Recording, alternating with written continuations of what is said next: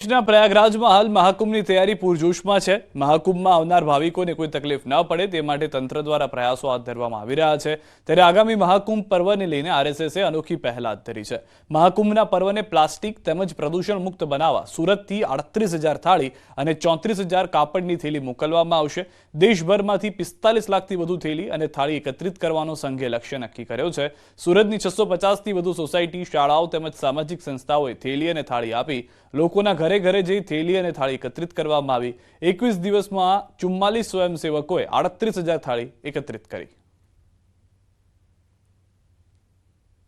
અંદરથી અમારા કાર્યકર્તાઓ દ્વારા 640 જેટલી સોસાયટીઓમાં ડોર ટુ ડોર જઈ અને 38,000 જેટલી સ્ટીલની થાળી અને 34,000થી વધુ કાપડની થેલી એકત્રિત કરી છે।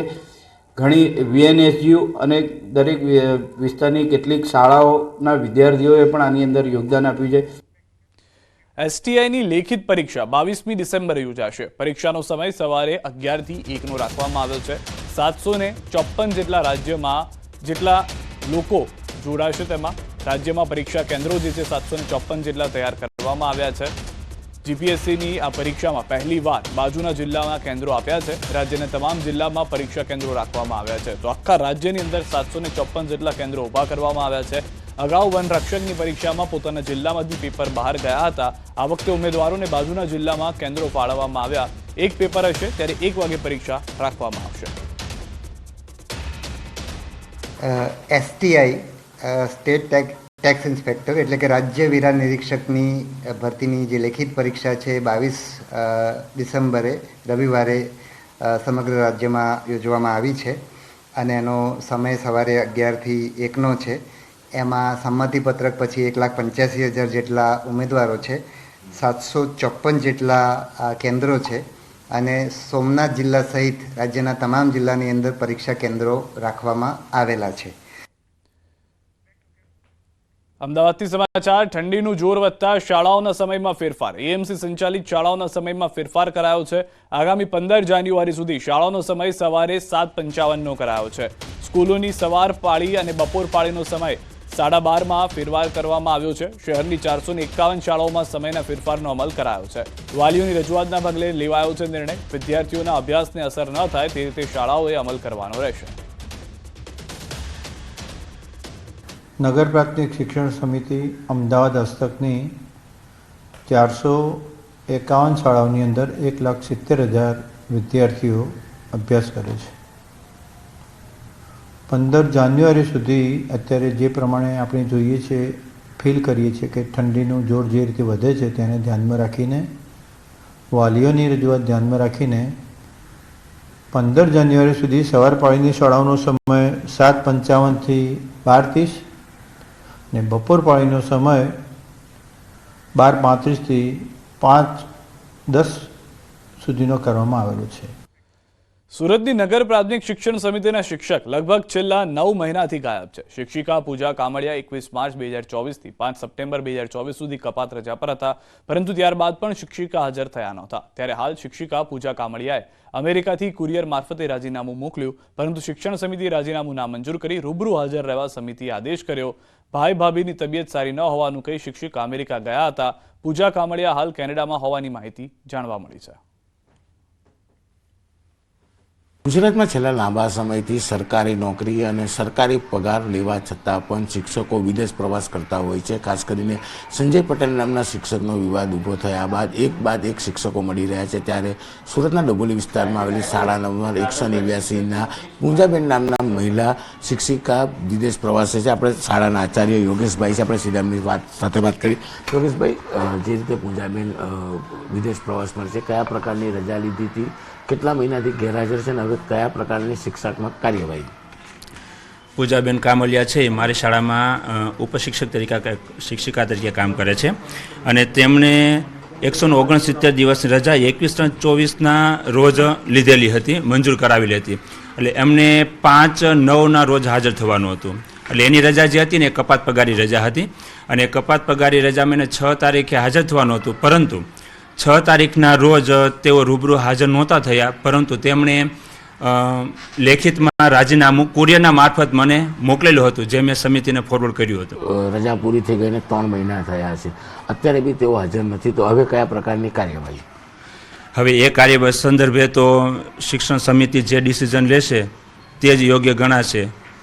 બિલકુલ, આ હતા આચાર્ય. તેમનું સીધું કેવું છે કે પરિવારમાં માંદગીના નામે રજા તો મંજૂર કરાવી, 5 થી 6 મહિનાની રજા પૂર્ણ થયા બાદ હાજર થવાની જગ્યા પર કુરિયર મારફત રાજીનામું મોકલ્યું હતું. એ વાતને પણ 3 મહિના થયા છે, પણ રાજીનામું ન સ્વીકારતા હવે શિક્ષણ સમિતિ દ્વારા આ શિક્ષકને નોટિસ ફટકારવામાં આવી છે, અને જો આગામી દિવસમાં હાજર નહીં થાય તો કાર્યવાહી પણ કરવામાં આવશે. એટલે કે ગુજરાતમાં સરકારી વિભાગમાં કામ કરતા શિક્ષકો દ્વારા પગાર ગુજરાત સરકારનો લેવામાં આવે છે, અને રજાઓ અથવા તો કહી શકાય કે ચાલુ નોકરીએ તેઓ વિદેશ પ્રવાસ અથવા વિદેશમાં જઈને વસી ગયા છે. ત્યારે આવા શિક્ષકો પર હવે તંત્ર અને ખાસ કરીને સુરત મહાનગરપાલિકાએ લાલ આંખ કરી છે.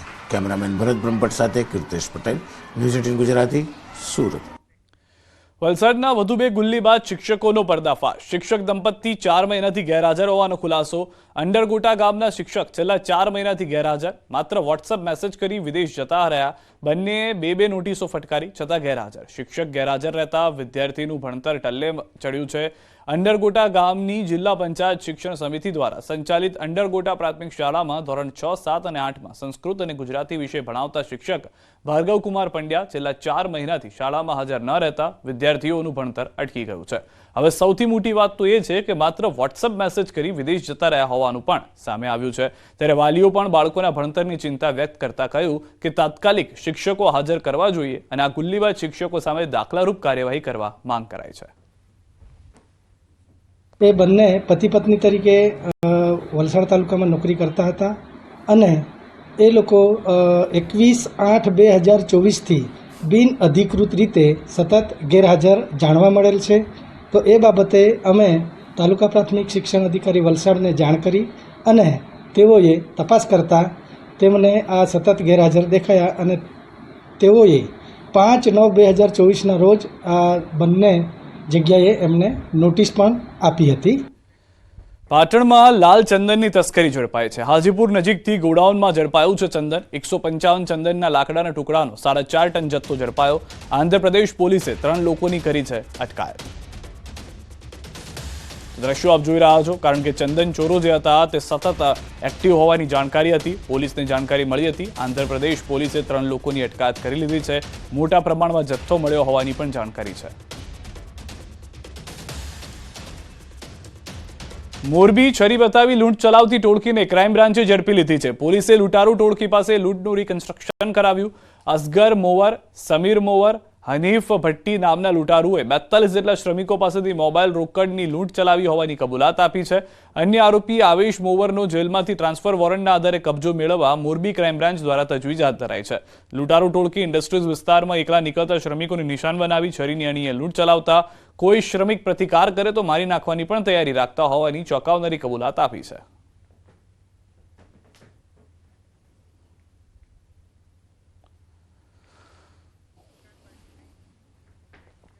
બનાસકાંઠાથી સમાચાર. રોડ પર તસ્કરોનો તરખાટ. મહિલાના દાગીના ચોરી, તસ્કરો ફરાર થયા છે.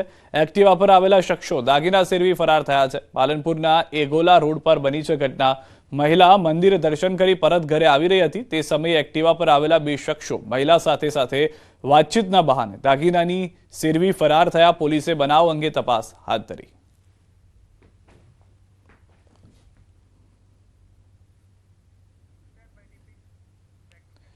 સુરતના પાંડેસરાથી 2 ચેઇન સ્નેચર ઝડપાયા છે. સુરત ક્રાઇમ બ્રાન્ચે પાંડેસરાના વડોદ ગામેથી ચેઇન સ્નેચરની ધરપકડ કરી છે.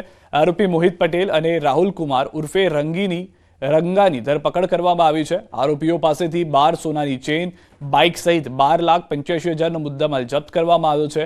આરોપી મોહિત સામે સુરતના અલગ અલગ પોલીસ સ્ટેશનના 22 જેટલા ગુના નોંધાયેલા છે. આરોપીઓ ચોરીને અંજામ આપવા નંબર પ્લેટ વગરની ગાડીનો ઉપયોગ કરતા હતા. બંને આરોપી સુરતના અલગ અલગ વિસ્તારમાં ચેઇન સ્નેચિંગ જેવી ઘટનાઓને અંજામ આપતા હતા.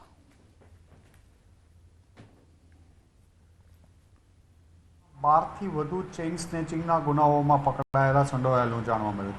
આ બંનેની એમો એવો હતી કે અલગ અલગ સ્કૂટર, એક્ટિવા, એક્સેસ, કરિશ્મા બાઇક, આ બધા બાઇકો ઉપર પાલ અને અડાજણ વિસ્તારમાં સાંજના ટાઈમે મેક્ઝિમમ લોકો જે ચાલવા વોક કરવા નીકળે છે એમના ગળામાંથી ચેઇન સ્નેચિંગ કરતા હતા અને મોટાભાગે એ પુરુષોને પણ ટાર્ગેટ કરતા હતા.